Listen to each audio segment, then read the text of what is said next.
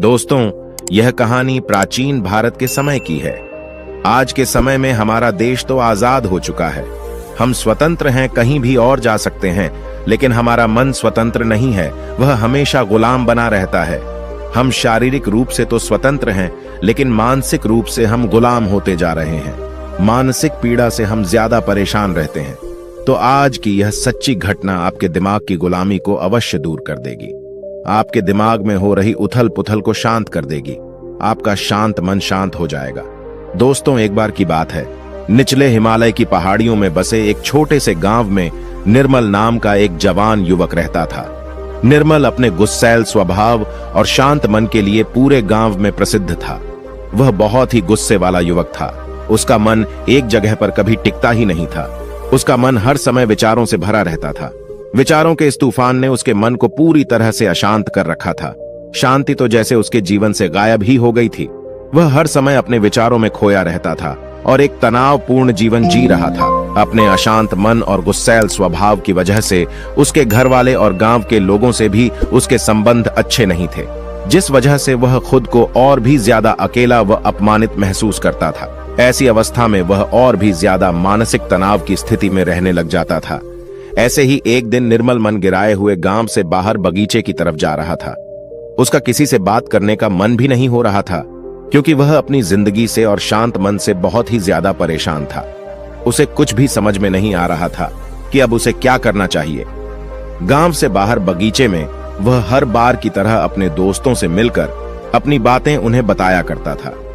आज वह उसी बगीचे में गया तो उसके दोस्तों ने पूछा कि निर्मल, आज तुम बहुत ज्यादा ही निराश हो, इतना परेशान हो।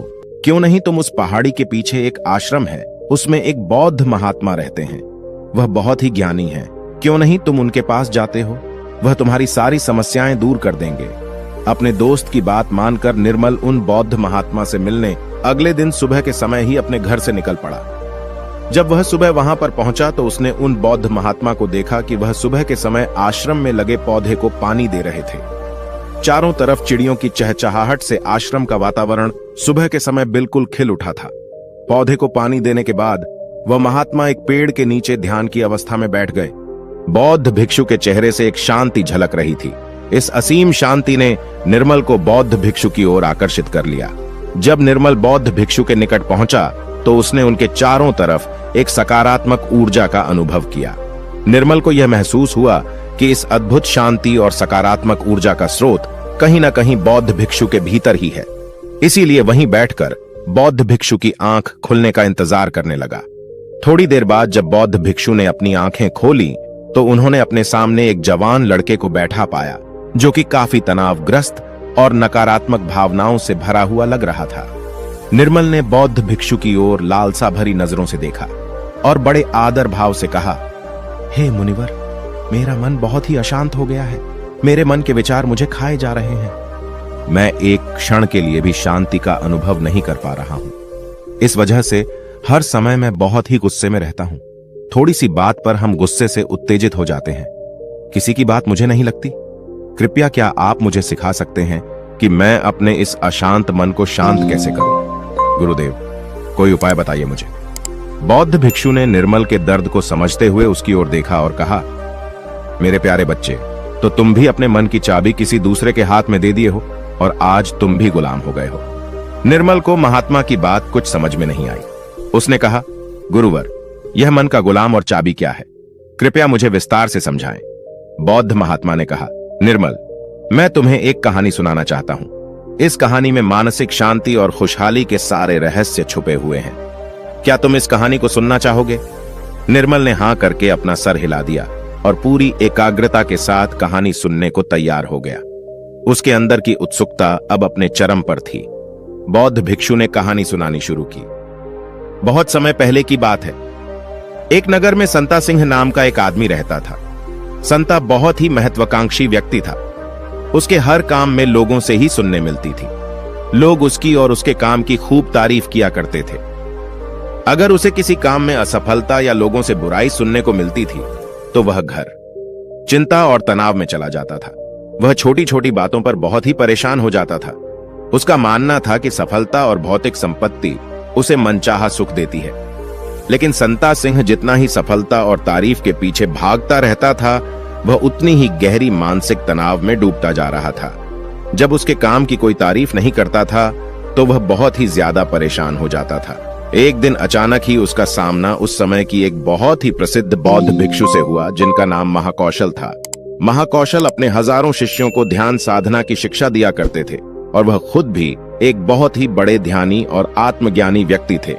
महाकौशल की अद्भुत एकाग्रता और स्थिर शांत चित्त से प्रभावित होकर संता ने उन्हें अपनी भटकते मन को शांत करने का तरीका जानना चाहा। संता ने कहा, हे महात्मा, मैं हमेशा सफलता के पीछे भागता रहता हूं और लगातार और भी अधिक पाने के लिए प्रयास करता रहता हूं, फिर भी मुझे कोई स्थायी संतोष नहीं मिल पाता। मैं सफल भी हो जाता हूं, लोग मेरी तारीफ भी करते हैं, लेकिन मुझे अंदर से संतुष्टि नहीं मिल पाती है। मेरा मन भटकता रहता है। हे गुरुवर, मुझे इस बेचैनी से और इस शांत मन से छुटकारा पाने के लिए कृपया करके कोई उपाय बताइए। बौद्ध महात्मा ने उसकी तरफ करुणा भरी नजरों से देखा और उत्तर दिया, तुम्हारा मन शांत नदी की तरह है, जो हमेशा बहता और दौड़ता रहता है, कभी भी स्थिर नहीं रह पाता। अपने अशांत मन को शांत करने के लिए तुम्हें अपने विचारों को बिना किसी रुकावट के जाने देने की कला सीखनी पड़ेगी। संत ने कहा, हे महात्मा, लेकिन मैं विचारों को कैसे जाने दे सकता हूं? आखिर मैं भी तो अपनी इच्छाओं और महत्वाकांक्षाओं से जुड़ा हुआ हूं। यह सुन भिक्षु महाकौशल मुस्कुराए और बोले, कल्पना करो कि तुम्हारे हाथ में पानी से भरा हुआ ग्लास है। अब तुम जितनी देर इसे पकड़े रहोगे, यह उतना ही भारी होता चला जाएगा, और अगर तुम काफी लंबे समय तक इसे पकड़कर रखोगे तो तुम्हारे हाथ में दर्द होना शुरू हो जाएगा। लेकिन अगर तुम अपनी पकड़ ढीली करते हो और इसे जाने देते हो तो इसका भार खत्म हो जाएगा। निर्मल अपने गुरु द्वारा सुनाई जा रही कहानी और उनके संदेश को बड़े ही ध्यान के साथ सुन रहा था।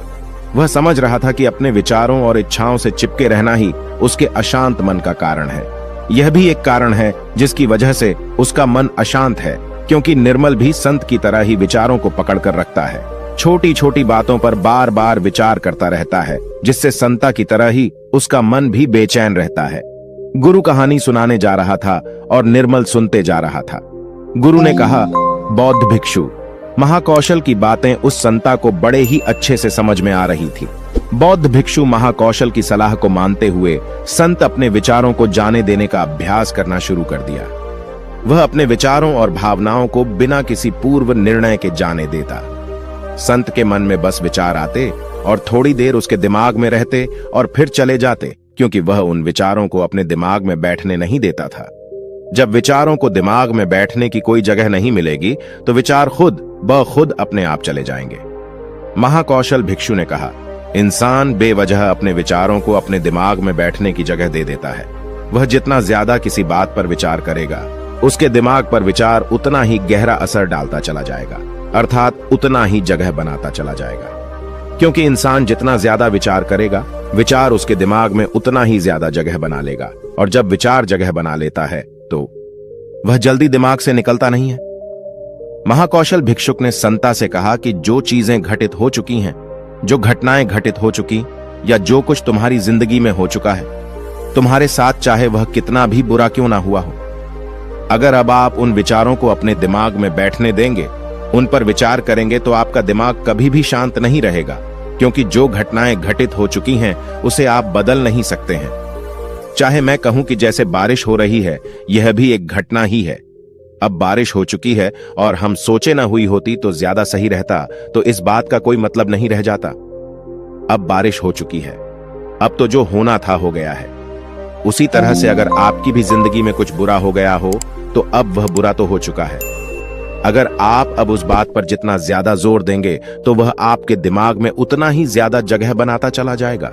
इसलिए संता, ऐसे समय में अगर आपके दिमाग में बहुत सारे विचार आ रहे हैं, आपके दिमाग को शांत कर दे रहे हैं, तो आप उस पर विचार मत कीजिए। बस उन विचारों को आने दीजिए और उस पर आप ज्यादा सोचिए नहीं। विचार आएंगे और थोड़ी देर बाद चले जाएंगे। जब उन्हें आपके दिमाग में बैठने की जगह नहीं मिलेगी तो खुद ब खुद विचार आपके दिमाग से दूर होते जाएंगे और आप फालतू की बकवास से अपने आप को बचा लेंगे। कई बार कुछ लोग छोटी छोटी बातों पर बहुत ज्यादा ही सोचने लग जाते हैं, फिर वह उतना ही ज्यादा परेशान रहते हैं। महाकौशल भिक्षु ने कहा, संता, अब तुम खुद ही अपने आप को देख लो।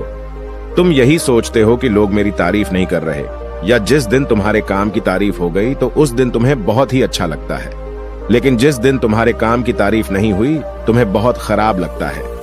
अर्थात तुम अपनी जिंदगी की खुशी खुद दूसरे के हाथों में सौंप दिए हो, अपनी खुशी दूसरों के हाथ में सौंप दिए हो। तुम्हें क्या मिल जाएगा अगर कोई तुम्हारी थोड़ी तारीफ भी कर देगा? वह तुम्हें थोड़ी देर के लिए शांति तो जरूर देगा, चंद पलों के लिए, लेकिन उसके बाद तुम फिर अपनी तारीफ पाने के लिए दोबारा से वही काम करने लगोगे। पूरे दिन पूरी रात तुम इसी सोच में बिता देते हो कि मैं कितना बढ़िया काम करूं कि लोग मेरी तारीफ करें, या ऐसा क्या करूं, कितना बड़ा बन जाऊं कि लोग मेरी तारीफ करें। ये विचार तुम्हारे दिमाग में जगह बना बैठा है। इस विचार से तुम हमेशा परेशान रहते हो। तुम्हें अपने दिमाग से इन विचारों को जगह नहीं देना है। अर्थात अगर ऐसे विचार तुम्हारे दिमाग में आए तो तुम उस पर विचार न करो। इस बात की आशा मत रखो कि लोग मेरी तारीफ करेंगे। यही आशा ही तुम्हारे दिमाग को अशांत कर दे रही है। पूरे दिन पूरी इसी सोच में तुम बिता देते हो कि मैं कितना बढ़िया काम करूं कि लोग मेरी तारीफ करें, या ऐसा क्या करूं, कितना बड़ा बन जाऊं कि लोग मेरी तारीफ करें। ऐसा विचार तुम्हारे दिमाग में बैठा है। इस वजह से तुम हमेशा परेशान रहते हो। तुम्हें अपने दिमाग से इन विचारों को जगह नहीं देना है। अर्थात अगर ऐसा विचार तुम्हारे दिमाग में आए तो तुम उस पर विचार न करो। इस बात की आशा मत रखो कि लोग मेरी तारीफ करेंगे। यही आशा ही तुम्हारे दिमाग को शांत कर दे रही है। अशांत मन का यह भी बहुत बड़ा कारण होता है कि किसी से बहुत आशा लगा लेना, किसी से बहुत उम्मीद रखना, क्योंकि उम्मीद रखना भी तुम्हारे मन को एक दिन शांत जरूर कर देगी। जरूरी नहीं कि तुम्हारी हर उम्मीद पूरी हो, और जरूरी यह भी नहीं कि तुमने जिससे उम्मीद लगाया है वह तुम्हारी उम्मीद पर खरा उतरे, क्योंकि उम्मीद एक दिन जरूर टूटती है, और जब उम्मीद टूटेगी तो तुम्हें दुख होगा, तुम्हें बहुत दर्द होगा, तुम्हारा फिर अशांत हो जाएगा, तुम गहरे दुख में डूब जाओगे। इसलिए किसी से बहुत ही उम्मीद मत रखना। तुम अपने लिए जियो, क्योंकि जब तुम खुश रहोगे तो पूरी दुनिया तुम्हें खुश दिखाई नजर आएगी। वह तुम्हारी अपनी खुशी है, इसे तुम अपने हाथों में रखो, क्योंकि इस दुनिया में तुम अकेले आए हो और अकेले ही जाना है, तो अपनी जिंदगी अपने हिसाब से जियो। लोग सबसे ज्यादा इसलिए परेशान रहते हैं क्योंकि वह सोचते हैं कि दुनिया क्या कहेगी, लोग क्या कहेंगे, भविष्य मेरा कैसा होगा, उसने मुझे आज ऐसा कह दिया। यही सब विचार उसके दिमाग में जगह बना लेते हैं, और जब विचार जगह बना लेते हैं, आपके दिमाग में बैठने की जगह उन विचारों को मिल जाती है, तो वे उतनी आसानी से आपके दिमाग से नहीं निकलेंगे। आप कितना भी पूजा पाठ क्यों न कर लें, आपका दिमाग शांत ही रहेगा। संता ने कहा, गुरुवर, मेरे साथ भी ऐसा ही हो रहा है। मैं यही सोचता हूं कि पूजा पाठ कर लूं तो मेरा दिमाग शांत हो जाए, लेकिन यह शांत होता ही नहीं। जब तक मैं पूजा पाठ करता हूं तब तक तो मुझे शांति मिल जाती है, लेकिन फिर उसके बाद मेरे दिमाग में वही सब विचार आने लगते हैं। महाकौशल भिक्षुक ने कहा, संत, अपने आप को जागरूक करो, समझो इस बात को कि असली शांति किस तरीके से प्राप्त की जा सकती है। पूजा पाठ तो तुम्हारी नित्य प्रतिदिन की क्रिया है, इससे तुम्हारा दिमाग शांत नहीं होने वाला है जब तक कि तुम ध्यान में बैठकर अपने विचारों को समझने का प्रयास नहीं करोगे, अपने आप को जागरूक नहीं करोगे कि कौन से विचार हमारे लिए अच्छे हैं और कौन से विचार हमारे लिए बुरे हैं।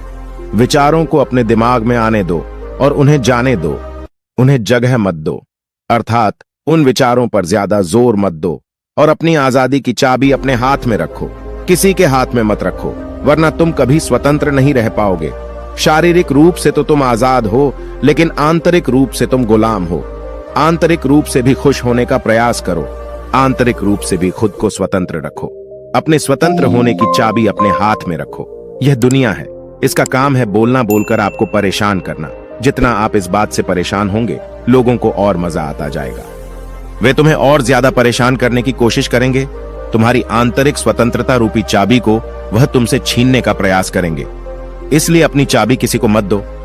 इस दुनिया में कुछ भी स्थायी नहीं है, सब कुछ बदलता रहता है। एक समय के बाद सब कुछ बदल जाता है। एक दिन तुम्हारे चाहने भी तुमसे दूर हो जाएंगे, फिर कोई और आएगा। आज तुम यहां हो मेरे सामने, कल तुम कहीं और होगे। जब इस दुनिया में कुछ भी स्थायी नहीं है, सब कुछ बदलने वाला है, तो तुम अपने दिमाग में विचारों को क्यों स्थायी जगह दे रहे हो? ऐसे विचारों को क्यों तुम बार बार सोच रहे हो?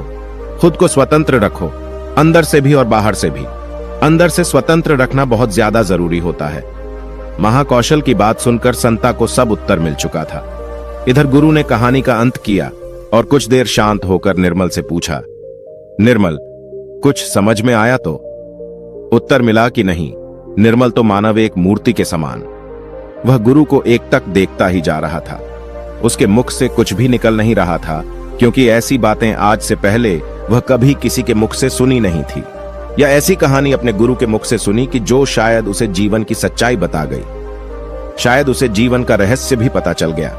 वह बिल्कुल मौन हो गया था। कुछ देर बाद निर्मल ने अपनी चुप्पी तोड़ी और कहा, हे गुरुदेव, मेरा कोई प्रश्न नहीं बचा है।